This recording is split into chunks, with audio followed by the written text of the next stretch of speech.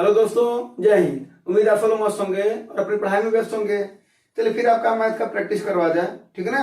रात के क्वेश्चन जो है कुछ अच्छे अच्छे क्वेश्चन है, ठीक है जी। हाँ, और एसएससी सीएचएसएल का क्वेश्चन है, कुछ क्वेश्चन एसएससी सीएचएसएल का है और इसमें रेलवे का भी क्वेश्चन है, ठीक है। चलिए, और ये सब प्रीवियस ईयर क्वेश्चन है। आपको पता है कि प्रीवियस ईयर क्वेश्चन का प्रैक्टिस कराया जाता है ना। चलिए, तो क्वेश्चन क्या है, पहले जरा क्वेश्चन देखिए। ये वाला सवाल आ रहा है कि नहीं आ रहा है, और ये सवाल इस समय अच्छा काफी ट्रेंडिंग में चल रहा है, यानी कहीं कहीं सवाल दिख जा रहे हैं। ये वाला सवाल लगाइए।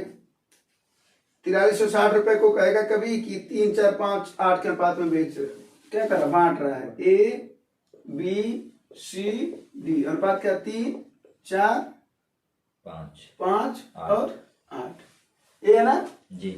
तो कह रहा इतने में बांटना था, लेकिन उसने गलती से क्या किया, गलती किया। क्या किया, गलती। और गलती से क्या किया, 13, 3 को 13 लिख दिया, 4 को 14, 5 को 5 ही रहने दिया और 8 को 8 ही रहने दिया, और इसमें बांट दिया। और रुपया कितना था, 4360 रुपया। तो कह रहा जरा बताओ इसका परिणाम क्या होगा, इसका परिणाम पूछ रहा है जी। तो कोई बात नहीं, वो तो सभी का भी पता कर लिया जाएगा, फिर हो जाएगा जी। हाँ। अब बताइए वाला सवाल देखे हो या लगाया उसके पहले, हाँ चलो। तो देखो सवाल क्या कह रहा है, ऐसे वाले सवाल को पहले हम लोग समझ लिया जाए कि सवाल क्या है, फिर लगाना तो आसान हो जाएगा ना। यानी कुछ रुपया दिया रहेगा, कहेगा कि इस हिसाब से बांटना था उसको, लेकिन गलती से वो इस हिसाब से कर दिया। तो ऐसे सवाल में सबसे पहला जो काम करना है वो क्या करना है, इन सभी लोगों को जोड़ दो। तो बताओ इनका योग कितना आएगा, 3, 4, 7, 5, 12 और 8 20। कोई दिक्कत नहीं। इन सभी को भी जोड़ दो तो क्या हो जाएगा, 13, 14, 27, 27, 5, 32, 8, 40। ठीक है जी। ये 20 है, ये 40 है, तो इसको भी इसके बराबर बना दो, ठीक है ना। यानी इन दोनों को क्या करो, एक दूसरे के बराबर कर दो। तो क्या कैसे करोगे, इसमें कितने का गुणा करना पड़ेगा, तो सभी में 2 का गुणा। तो कैसे पता चलेगा, 2 का गुणा करना पड़ेगा, यानी 40 जो आया मेन, और जो बाद में आया जो गलती हुआ है, अब बटा 20। तो पता चल गया 2 का गुणा करेंगे। अगर ये मान लेते हैं 50 आया होता तब क्या कर देते हैं, 50 बटा 20, तो इसको काट देते कितना आता, 2.5। तब किसका गुणा करते हैं हम इस वाले में, 2.5। दशमलव आता है उसके बाद से दशमलव को हटा ही देना चाहिए, क्योंकि पता है कि रेशियो में दशमलव नहीं रहता है ना जी। चलो यहाँ तक क्लियर हो। तो आप 2 का गुणा कर लेते हैं, तो 2 का गुणा कर लेंगे तो कितना हो जाएगा, 2 तिहाई 6, 2 चौके 8 हो जाएगा, 2 पांचे 10 हो जाएगा, और 2 अट्ठे 16। यानी अब बदल करके ये आ गया। कोई यहाँ तक दिक्कत हो तो बताओ, हाँ। अब देखो मिलना चाहिए था 6, इसको मिला कितना, 13। ज्यादा मिला कि कम मिला, ज्यादा। यानी ए को क्या मिलेगा, ज्यादा मिलेगा। ये क्लियर है जी। तो समझ करके बताया जा सकता है। बी को देखते हैं, 8 मिलना था 14 मिला, इसको कम मिला कि ज्यादा, जो गलती हुई बाद में इसको उसका परिणाम क्या रहा, इसको ज्यादा मिला ना। तो बी को क्या मिला भैया, ज्यादा। अभी बात हम आंसर का नहीं करेंगे, अभी हम सवाल को समझा रहे हैं, ठीक ना जी। सी को मिलना चाहिए था 10, मिला कितना 5। सी को क्या मिला भैया, कम मिला। डी को 16 मिलना चाहिए था, मिला 8, इसको भी क्या मिला बेचारे को, कम मिला। यहाँ तक कोई दिक्कत हो तो बताओ, नहीं। हाँ अब आओ देखते हैं कितना कम मिला। अब एक बार बताओ, एक का हिस्सा निकालते हैं, एक का कुल है कितना, 40। कितना है, 40। अब आप देखते हैं कि कितना कम कितना ज्यादा मिला। तो 6 को 6 मिलना चाहिए था, 13 मिला, तो कितना मिला, 7। क्या मिला, ज्यादा मिला। ये ध्यान देना ये बात जी। कितने में, 4360। बात समझ में आ गया कि नहीं आ गया जी, बोलो जी। तो इसी तरीके से बी का निकाल लेंगे तब क्या आ जाएगा, कितना टोटल 40। क्या हुआ, 8 से इसको 14 हुआ, यानी कितना, क्या मिला, ज्यादा।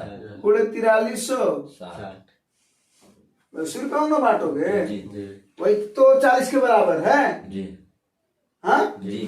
सी को कितना, कुल कितना है 40, अब इसको क्या हुआ 10 से 5 मिला तो कितना मिला 5 कम मिला यही ना और गुणे 4360।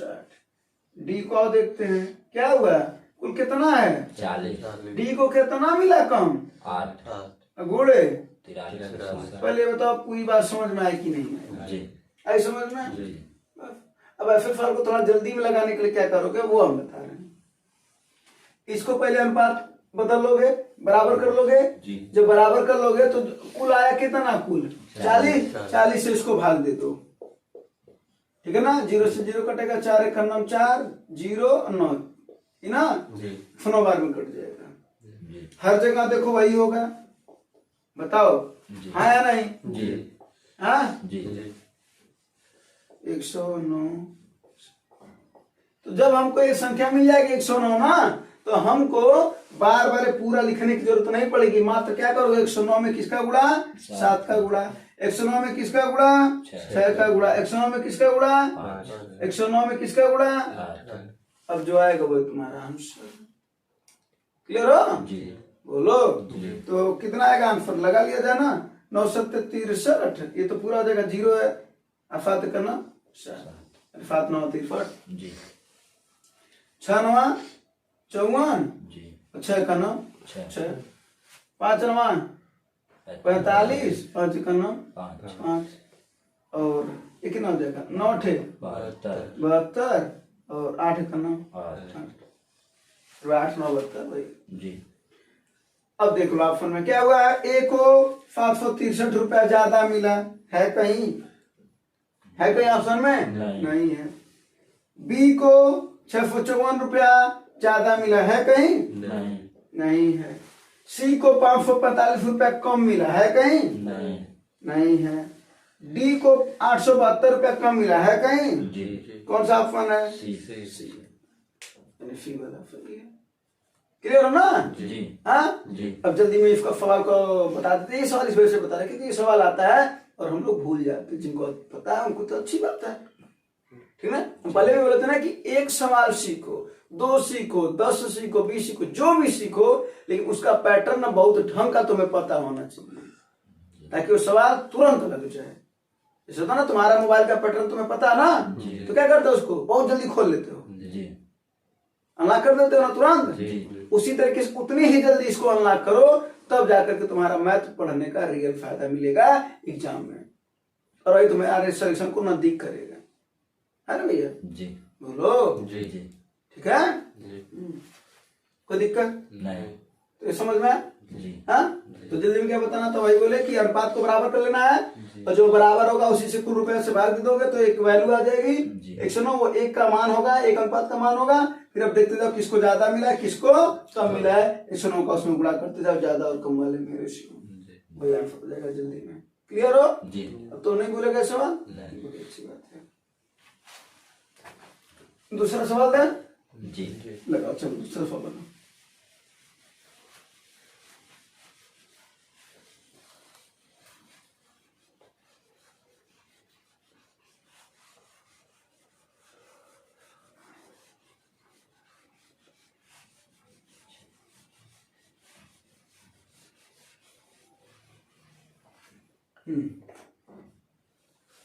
दूसरा सवाल तो इसमें क्या कर वस्तु का अंकित मूल्य 600 रुपया है तुम्हें पता है कि अंकित मूल्य पर छूट मिलता है और जब भी अंकित मूल्य पर छूट दिया जाता है तो भैया क्या आता है अपना बोलो दुकान पर गए होगे हाँ बोलो दुकान पर जब गए होगे तो तुम्हें छूट मिलता होगा तो दुकानदार का विक्रय मूल्य हो जाता है दुकानदार वही तो बेचता ना 600 का चीज खरीदने गए 500 का मिला तो तुमने खरीदा 500 में दुकानदार ने बेचा 500 में तो अंकित मूल्य पर छूट मिलता है और ये किसके बराबर होता है विक्रय मूल्य पर है यानी एसपी सेलिंग प्राइस ठीक ना अंकित मूल्य कितना है इसका भैया 600 रुपये छूट कितना है 25% का छूट अर्थात 75% ले रहा है और ये जो आएगा वो क्या होगा हमारा एसपी होगा विक्रय मूल्य सेलिंग प्राइस काट दो 25 चौके 25 से 75 25 चौके 50 से इसको काट दो कितनी बार में कट जाएगा 150 कितना आ जाएगा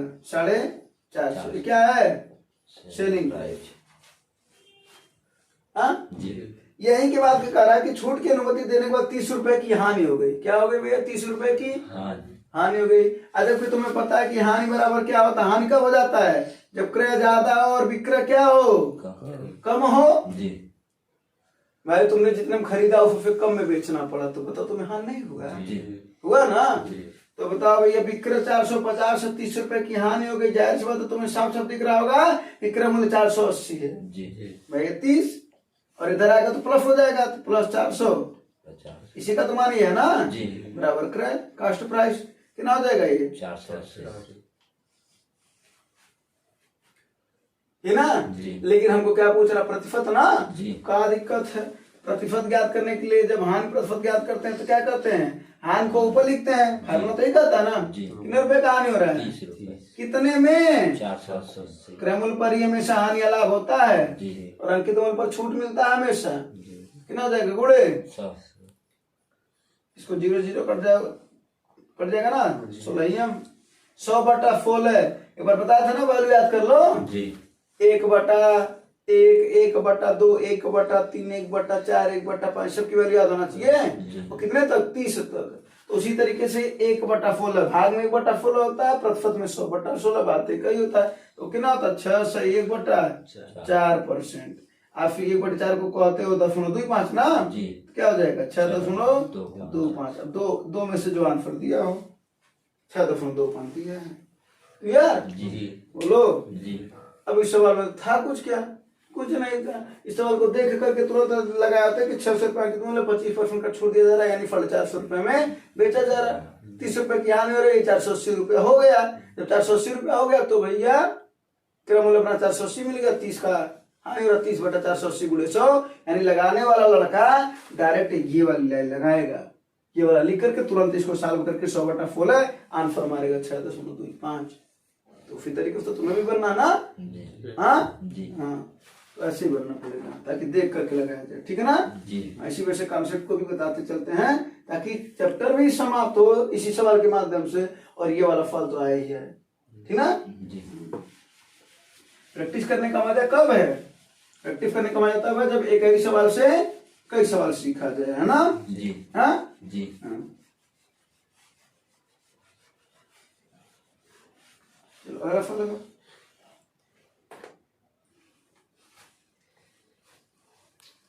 ये तो अगर फार्मूला नहीं जानोगे तो नहीं लगा पाओगे। है ना? फार्मूला बता देते हैं। नियमित जो है नियमित खटकोण है ना। हाँ खटकोण का क्षेत्रफल क्या होता है? देखो 3 करनी में 3/2 गुणे भुजा स्क्वायर। बस अब आ जाएगा ना। जी अब सवाल क्या कर रहा है? एक नियमित खटकोण के आकार वाले मैदान का क्षेत्रफल दे रखा है। क्षेत्रफल दे रखा है भुजा ज्ञात कर लेंगे आपसे। जी 18.50 प्रति मीटर की दर से इसकी घेराबंदी की लागत क्या होगी? है ना? जी इसका भुजा ज्ञात कर लो। फिर खटकोण है 6 का गुणा कर दोगे तो आ जाएगा क्योंकि नियमित है। नियमित माने बराबर। तो खटकोण में कितनी भुजा होंगी? 6। जी हाँ 6 का भुजा में गुणा कर दोगे तो कुल उसका क्या आ जाएगा? परिमाप। हाँ जी अब परिमाप में एक क्या कर रहा है? 18.50 1 मीटर का लग रहा है तो उतने मीटर का यानी 18.50 का गुणा कर दोगे आंसर आ जाएगा। बात समझ में? जी और निकाल लेते हैं। क्षेत्रफल कितना भैया? 2400 करनी में 3 बराबर 3 करनी में 3 गुणे भुजा स्क्वायर। यही ना? जी कोई दिक्कत? करनी से 3 करनी से 3 कट जाएगा। 3 नंबर 8 800 और 2 इधर आएगा 1600 ना। 1600 किसका वर्ग है? 40 का यानी भुजा। चलो इसको कैलकुलेशन समझ में आया? जी भाई ये फिर कट गया। 3 8 24 800 2 इधर आ जाएगा 8 2 1600। अब 1600 को जब हम ये स्क्वायर इधर करेंगे तो रूट में आ जाएगा। तो 1600 किसका रूट होता है? 40 का। है ना? जी उसका रूट निकालेंगे तो 40 हो जाएगा। इन भुजा की वैल्यू कितनी आ गई? 40 और कितनी भुजाएं हैं? 6 तो इसका परिमाप निकाल लोगे भैया तो परिमाप कितना आ जाएगा? 6 गुणे भुजा अर्थात 40 यानी कितना? 6 चौक 24 240। तुम्हारे पास जो कुल एरिया मिला वो कितना मिला परिमाप के रूप में, एरिया कर रहे हैं सॉरी, परिमाप कितना मिला 240 मीटर। और वही क्या लगाए तेरा घेराबंदी किया जरा जी चारों तरफ। अरे भाई खेतों में गए नहीं हो तो देखते नहीं हो कि कुछ लोग क्या करते हैं खेत के चारों तरफ भंडा मारे रहते हैं बांस वगैरह, हाँ तो वो जो लगाए रहते हैं तो वही उसमें भी एक एरिया लगता है ना, रस्सी उसी बनाया रहता है ना, तो वही बात कर रहा है। तो समझ लो कि 240 मीटर लंबी रस्सी है। अब 1 मीटर का 18 रुपये 50 पैसा पड़ रहा है। तुम खरीदने गए थे दुकान से, जब मांगे दुकानदार से तो बोला हम 18 रुपये 50 पैसा का देंगे 1 मीटर। तो तुमसे पूछा कितना चाहिए तुम्हें, तो तुमने क्या बोला 240 मीटर हमको चाहिए। तो क्या किया कैलकुलेटर उठाया 240 का और क्या किया 18 रुपये 50 पैसा में गुणा कर दिया, ठीक ना। मतलब कितना आया, तो गुणा किया होगा ना, कितना आया। ये तो दशमलव बाद जो जीरो रहता है उसको तो हटा दिया करो, तो जीरो इसको दशमलव कटा देगा तो क्या हो जाएगा 24 गुणे 185। अब इसी का गुणा करके बताओ 24 गुणे 185 का गुणा कितना होगा।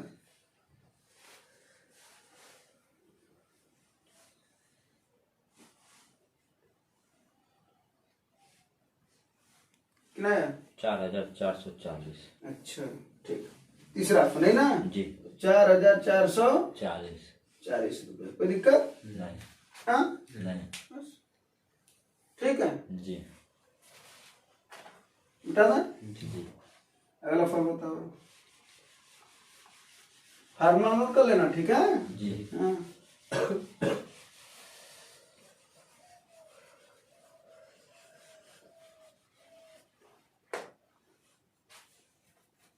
हाँ ये वाला फल देखो, अगला वाला फल जो है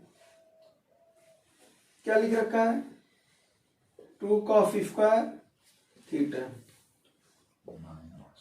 माइनस 5 cos थीटा प्लस 2 बराबर 0। ऐसा सब में जब देता ना तो तुम लोग देख करके ही छोड़ देते हो। और ये तो कह रहा है कि 0 डिग्री का वैल्यू कम है थीटा पे, थीटा का वैल्यू कम है 90 पे, फिर तुमसे कोई मतलब नहीं। वो अपने आप जब आंसर आएगा ना तो एक वैल्यू इन दोनों के बीच में आएगा, वही वाला बोला लेना है, ठीक है जी। चलो अब फालतू कर लेते हैं, पहले थीटा की वैल्यू ज्ञात कर लेते हैं, फिर जो है उनको भी ज्ञात कर लिया जाएगा, क्या दिक्कत है जी हाँ जी। अब अगर एक बार बता काफ थीटा को यहाँ से अगर हम x मान लें तो कौन हर्ज है नहीं, तो क्या हो जाएगा 2x स्क्वायर माइनस 5x जी प्लस 2 बराबर 0 ये ना। जी अब ये अलजेब्रा, इसको अलजेब्रा फाल्व कर लो क्या हो जाएगा 2x स्क्वायर। अब माने जरा बताओ एक बात, ये 2 दूना 4, तुम्हें पता ना कि किनारे और किनारे वालों का क्या करते हैं गुणा, और उसी का गुणनखंड करते हैं 4 का, कि जोड़ने या घटाने पर क्या आना चाहिए बीच वाले का मान। तो 4 का गुणनखंड करो तो कितना हो जाएगा 4 1 9 4, 2 और 2 करोगे तो 2 और 2 को जब जोड़ोगे तो 4 आएगा, हमको 5 चाहिए, 4 1 9 यानी हमको क्या मिलेगा 4 और 1, यही ना, अलग अलग मिल जाएगा। क्या हो जाएगा ये 4x माइनस x प्लस 2 बराबर 0।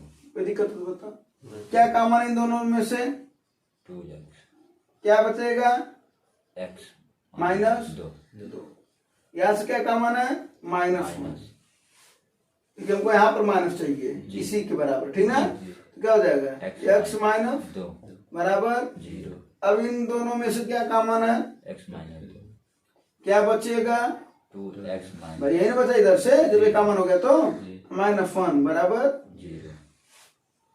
यहाँ तो कोई दिक्कत हो बता नहीं हाँ। नहीं। अब देखो एक बार x माइनस 2 बराबर क्या हो जाएगा 0 और एक बार 2x माइनस 1 बराबर क्या हो जाएगा 0। यहाँ से x की वैल्यू कितनी आ जाएगी और यहाँ से x की वैल्यू कितनी आ जाएगी 1/2। अब जो 2 है वैल्यू इसी को बोल रहे थे कि वो जो थीटा का वैल्यू दे रखा ना काश में 0 और 90 के बीच में 2 कहीं नहीं आता है ना, 0 और 1 के बीच में इसका मान होता है, तो 0 और 1 के बीच में वाला मान कौन सा है यही वाला ना, इसी को उठा करके यहाँ पर रखेंगे। यानी x की वैल्यू अब हम रख लेते हैं cos थीटा, cos थीटा का वैल्यू है 1/2, तो cos थीटा को लिख सकते हैं 1/2 किसका वैल्यू होता है cos में 60 का, कितना होता है 60। बस। अब काफ उधर जाएगा तो इनवर्स हो जाएगा, कह सकते हो। अच्छा काफ हट जाएगा तो थीटा की वैल्यू कितनी मिल जाएगी 60 60 डिग्री। यहाँ तक कोई दिक्कत हो तो बताओ। नहीं। अब ये बोल रहे हैं कि ये वाले सवाल को ना अगर वो लड़का लगा लेता तो उसको समझ में आ जाता है कि 2, 5 और 2 का इसका गुणनखंड क्या होगा। एक तो होगा x-2 और एक होगा 2x - 1 = 0। ठीक है, क्योंकि उससे गुणनखंड क्या आ रहा है तो जल्दी में लगाएगा, तो तुम्हारी भी प्रैक्टिस हो जाएगी, तुम्हारा भी गुणनखंड जल्दी में आएगा, है ना। बस, और एक क्लास 10th की चीज है तो बिल्कुल आएगा, क्लास 10th की चीज है ना जी। तो प्रैक्टिस करेंगे। तो थीटा की वैल्यू 60 डिग्री मिल गई। अब आओ क्या पूछ रहा है, क्या पूछ रहा है, कॉसेक थीटा ना, तो कॉसेक 60। अपना अगला क्या पूछ रहा है, कॉट थीटा यानी कॉट 60।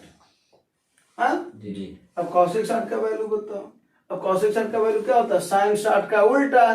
तो साइन 60 का वैल्यू होता है करणी में 3 बटा, तो क्या हो जाएगा 2 बटा करणी में 3 प्लस कॉट 60 का वैल्यू क्या होगा। मान नहीं पता है, बोले थे ना मान याद कर लो, ये मान याद करने वाली चीज होगा, ठीक ना। हाँ, नहीं तो जब त्रिकोणमिति पढ़ाएंगे कॉन्सेप्ट पे तो उस समय ये सब बातें समझाएंगे।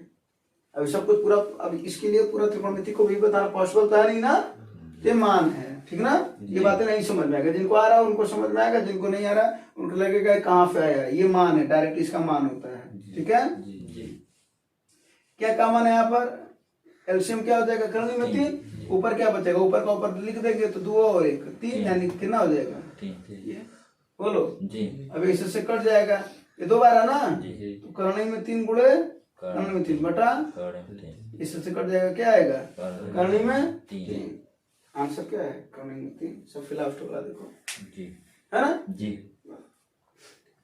अब सवाल तुम्हें बड़ा हो गया होगा, लेकिन चीजें समझ में आई होंगी कि क्या है जी। हाँ जी, चलो अच्छी बात है। अगला सवाल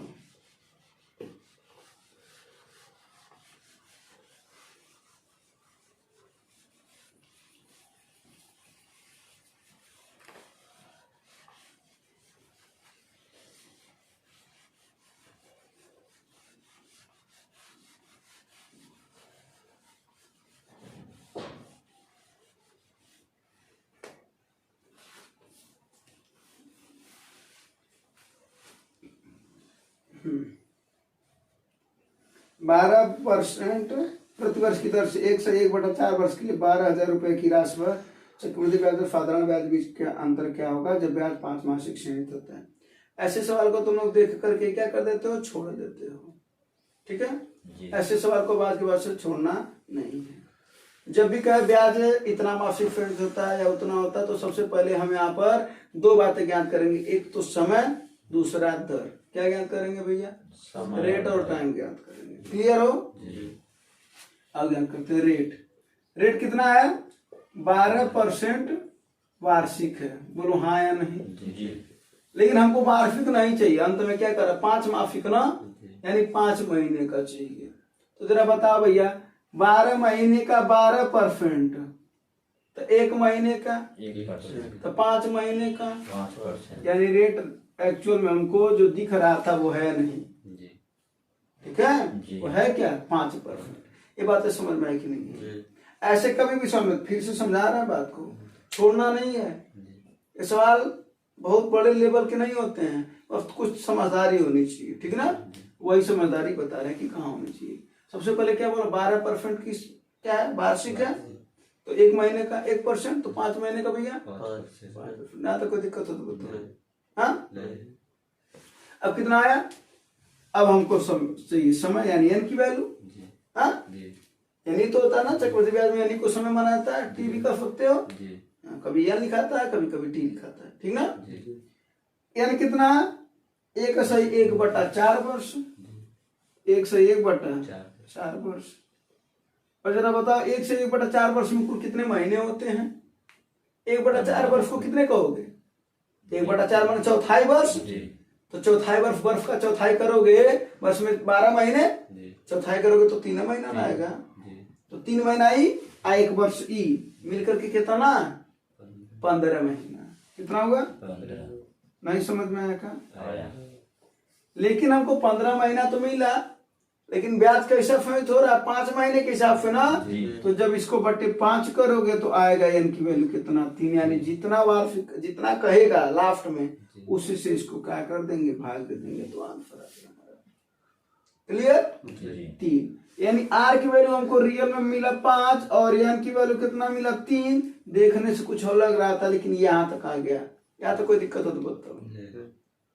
हाँ, रुपया को रखे रहना ऐसे सवाल में, ऐसे सवाल में रुपया को रखे रहना, कोई दिक्कत हो तो बोलो।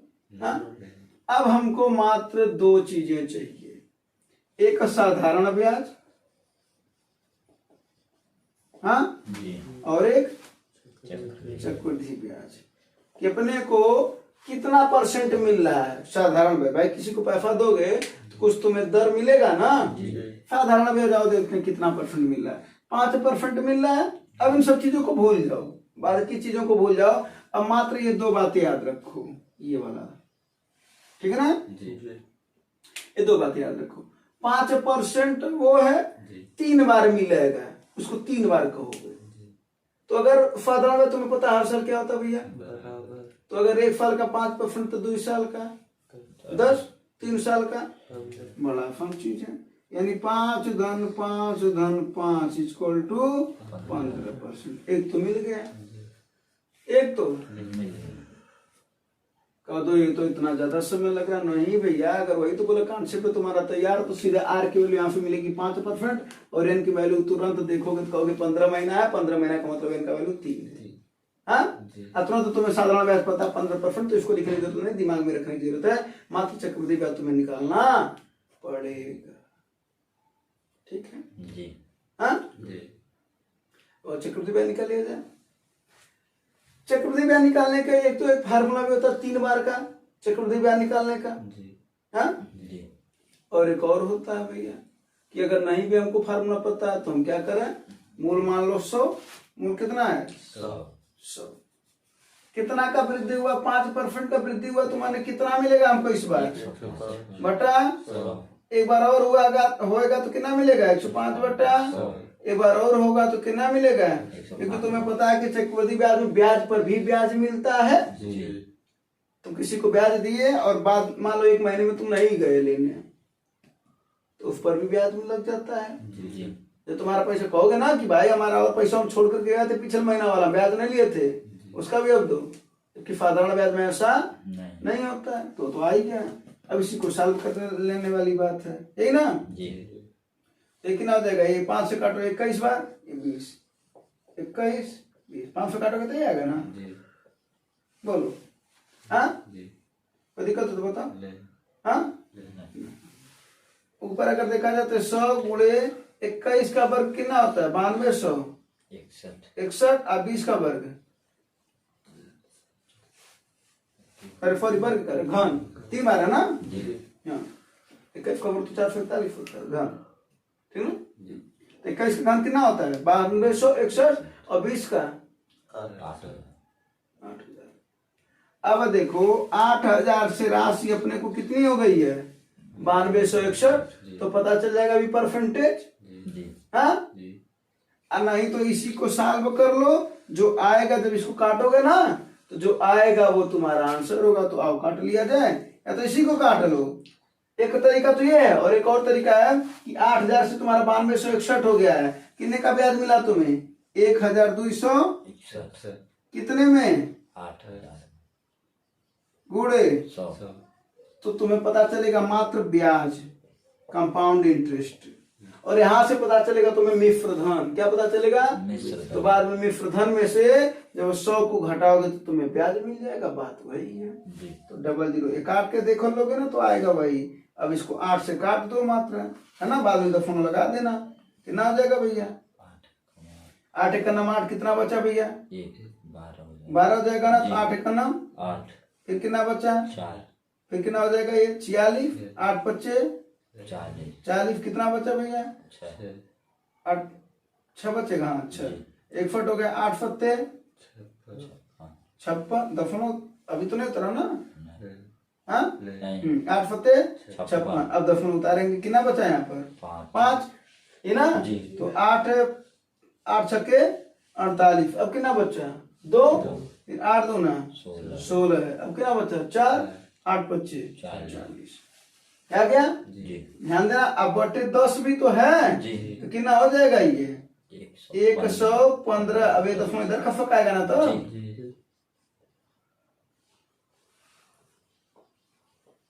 ये समझ में आया कि नहीं आया? जी यहाँ फालतू कर लेते हैं 2 0 फिर 2 0 कट गया 8 से इसको काटो 8 है का नाम 8 उसके बाद से कितना आएगा यहाँ पर 4 बचेगा फिर कितना होगा 46 तो 8 बचे 40 6 बचा जी हाँ जी बोलो जी कितना होगा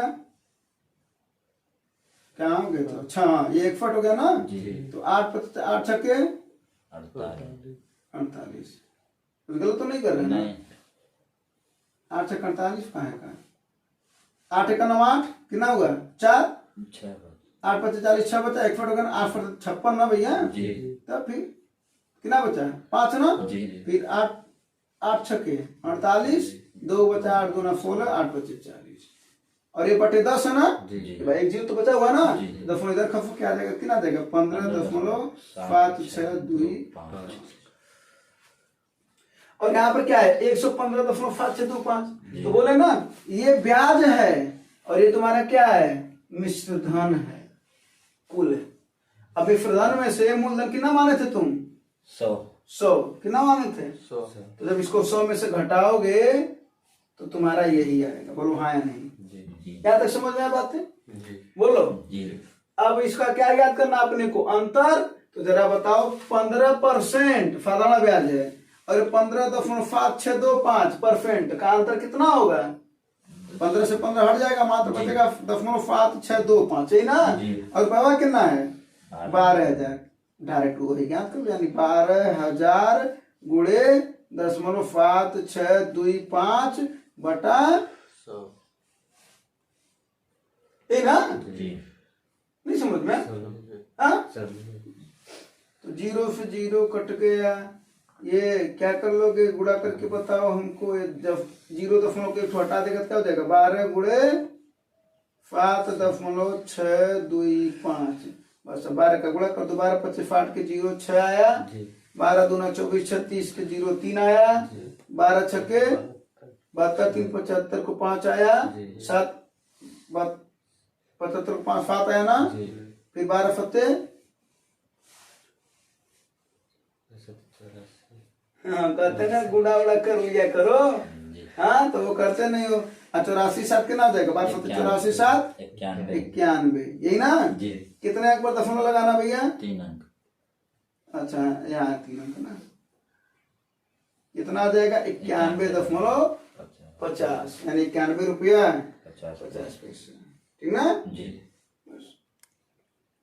कोई दिक्कत नहीं अब सवाल तो बड़ा ही था ही क्योंकि समय ज्यादा लगा है कहोगे अरे भैया एक बात बताता हूँ तुम्हें 5% हुआ ठीक है ना जी नोट कर लो 5 10 20 ठीक ना 15 का इन सभी का तुम लोग को याद करके एकदम ख्याल रहना चाहिए 3 बार का जैसे 5 का कितना हुआ 15 जी हाँ साधारण चक्रवृद्धि कितना हुआ 15.5625 ये सब याद होना चाहिए अगर याद होता तो सही बताओ क्या इतना बड़ा लगाना पड़ता मात्र 15 से 15 घटा देते और 0.5625 अंतर होता डायरेक्ट यही वाली लाइन लगाते ये कि इसके बाद से अब तुम्हें लग रहा सवाल छोटा वही तुम्हें बताने की कोशिश कर रहे हैं एक बात कि जो एक बेहतरीन लड़का कौन जो प्रैक्टिस ज्यादा किया है जो समझ रखता है सवाल को जल्द से लगाने का वो लड़का यही करता है उसको पता है कि ये सामने वाला एग्जामिनर जो है वो कभी 5% का कर दो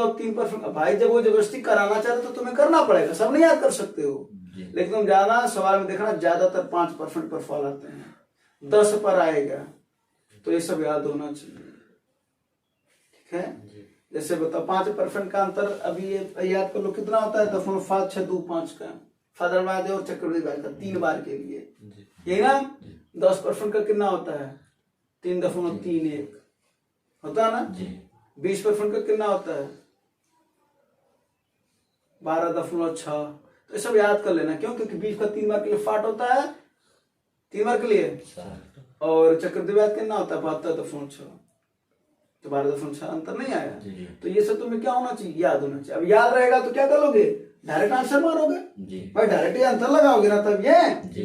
तब तुम्हें मात्र कितनी लाइन करनी है, बता दो जरा कितनी लाइन करनी है। आर की वैल्यू तुम्हारे दिमाग से मिल जाएगा 5%, बोलो हाँ, यानी कि 12% चला है, 5 मिल जाएगा। फुचवा रहे क्यों, कैसा लगाता है वो लड़का, एन की वैल्यू 3 बार मिल जाएगा, क्लियर हो। जब तुम्हें पता चल गया कि 5 है ये 3 है, तो 5 3 15, ये साधारण ब्याज हो गया, चक्रवृद्धि ब्याज तुम्हें याद रहता, तो तुम्हें पता नहीं करना है। क्यों, क्योंकि तुम्हें पता है ये 15 है, वो 15 15 हट जाएगा, मात्र अंतर कितना आएगा, 0.5625। बोलो जी। अगर कहता साधारण ब्याज चक्रवृद्धि ब्याज का योग कितना होगा, तब क्या करते, 15 में इसको जोड़ते, तब कितना आता 30.5625, तब इतने रुपए का 30.5625 निकालते। खरे फल तो नहीं पूछता, अक्सर करके वो अंतर वाला ही फल पूछता है। लेकिन अगर पूछे तो पूछने को तो पता नहीं क्या पूछ सकता है वो, हो सकता है इसका नेक्स्ट सवाल योग वाले पर बन जाए, है ना। एग्जामिनर है खाली बैठा हुआ, उसके दिमाग में कुछ न कुछ उल चीजें चल रही हैं, सोचेगा इस बार हम योग वाला पूछेंगे, ताकि लड़का थोड़ा कंफ्यूज है कि योग वाला तो बताया नहीं क्या है ना। तो ये अगर पता रहता तो तुम क्या करते, डायरेक्ट ये वाला लाइन करते ना जी। तो ये बोल रहे हैं कि ये तो दिमाग में हो गया, ये यहाँ पर हो गया, ये इतना लाइन तुम्हारा कट हो जाएगा। जब तक ये नहीं करोगे तब तक तुम समय नहीं बचा पाओगे, तो फिर सवाल कैसे लगाओगे भैया। तो तुम्हें साथ साथ में सवाल को ये भी सीखना है, ठीक है जी। चलो अभी समय है ना, चलो अगला सवाल लिखा जाए, सिमटा जाए अगला सवाल।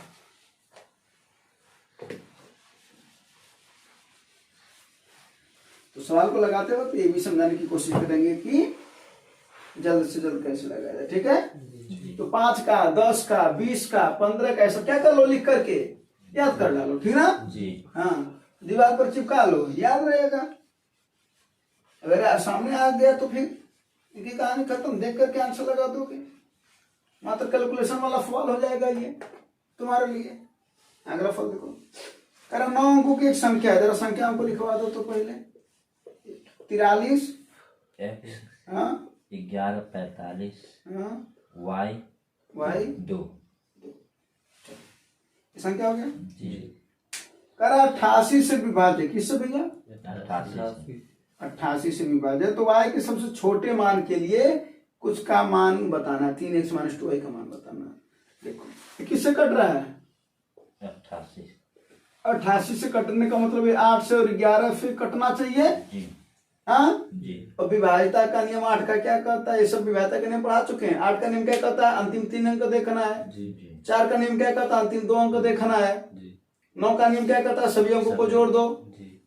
3 का नियम क्या कहता है, सभी अंकों को जोड़ दो, उससे काट दो, अगर कट रहा तो पूरी संख्या कट जाएगी। 11 का नियम क्या कहता है, एक एक अंक छोड़ करके जोड़ दो, फिर दूसरा वाला जो बचे हुए उनको जोड़ दो, उसका अंतर क्या आना चाहिए, या तो 0 आना चाहिए, या तो सब बताया गया ना जी। बस इस सवाल में एक खास बात भी है, सुनो। एक करा y के सबसे छोटे मान के लिए ना जी। एक तब इसका मतलब है कि वो अधिकतम मान भी पूछ सकता है, y के सबसे अधिकतम मान के लिए। कितने सवाल बने इसमें, बात समझ में आई जी। नहीं है भैया, आया। तो करा y का सबसे छोटा मान, तो हम शुरुआत कहां से करेंगे, 1 से। कहता बड़ा मान, तो शुरुआत कहां से करते, 9 से, क्योंकि अंक में सबसे छोटा कौन होता है, 0 होता है। कितने अंक हैं टोटल, अंक तो 10 ही हैं, 0 से लेके 9 तक। संख्याएं कितनी है, अनंत है। अंक कितने हैं, 10 है ना। मैथ का खेल देखो, मात्र 10 अंक अनंत संख्याएं का निर्माण कर रही है। कितना बेहतरीन चीज है, जादूगरी नहीं है ये, बिल्कुल है ना। कोई 10 लोग होंगे वो अनंत लोग का निर्माण कर पाएंगे, नहीं ना। चलो, तो 43 x 1145 y 2 ऐसे करके दे रखा है। तो y का वैल्यू अगर बोला सबसे छोटे मान के लिए, तो हम सबसे छोटे से शुरू करेंगे, तो 0 से मान लेते हैं, शुरू करेंगे। अगर 0 से शुरू करेंगे तो कितना हो जाएगा, ये 502। जाहिर सी बात है, y का वैल्यू अगर 0 रखेंगे तो 502। अब इसको 8 से आओ काटा जाए, देखा जाए कटेगा कि नहीं। 8 पर 8 से 48, 2 बचाना नहीं कटेगा। इसका मतलब है y का वैल्यू 0 न लेकर के अब कितना रखा जाए, एक। अब देखा जाए ये कटेगा कि नहीं कटेगा, क्योंकि विभाज्य कर रहा तो कटना चाहिए ना। तो 8 से इसको काटो, 8 छक्के 48, कितना बचा 3, 8 चौके 32, है ना। बोलो इसका मतलब y का वैल्यू कितना मिल गया हमको, 1 फिक्स हो गया। यहाँ तो कोई दिक्कत हो तो हाँ भाई बोलो, ये समझ में। अगर ये कहा होता है कि y के अधिकतम मान के लिए तब किधर से शुरू करते हैं, 9 से 9 8 7 ऐसे रखते। तो अगर तब 9 रखते तो देखा जाए कटेगा कि नहीं कटेगा, उसको भी साथ में समझते चला जाए।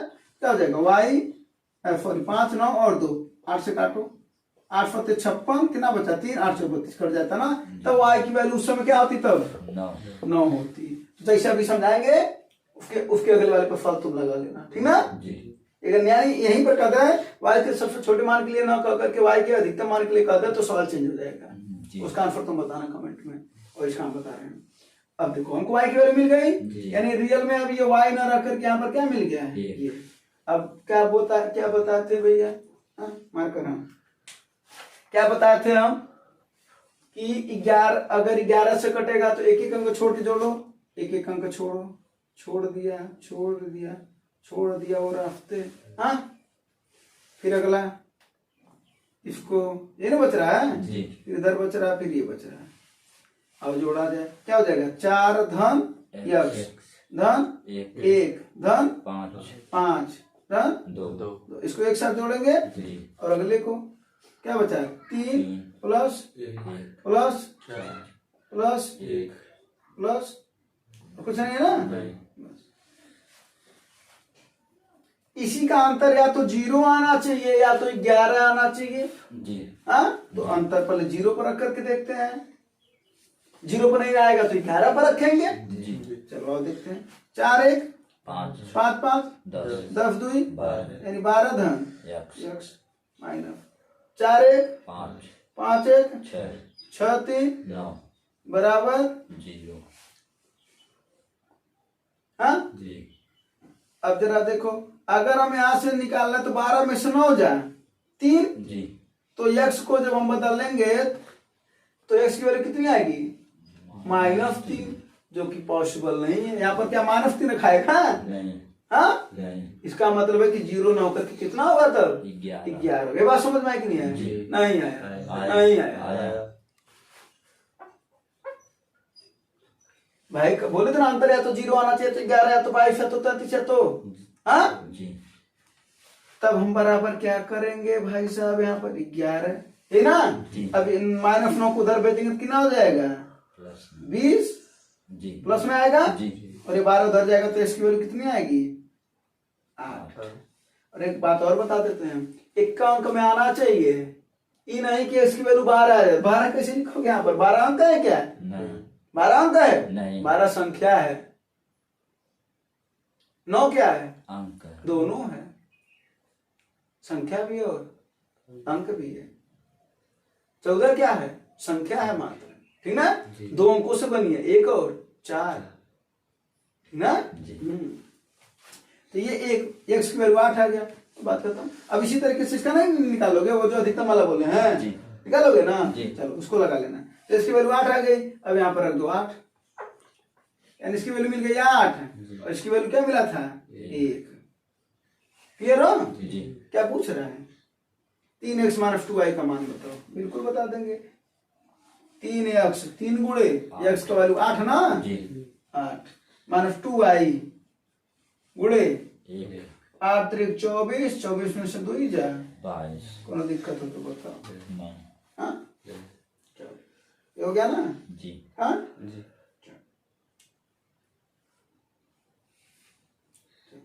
एक और सवाल बता दो, उसके बाद एक अच्छा फॉलो को होमवर्क दे देता हूँ, फिर वहीं से शुरू करेंगे, ठीक है ना जी। हाँ कल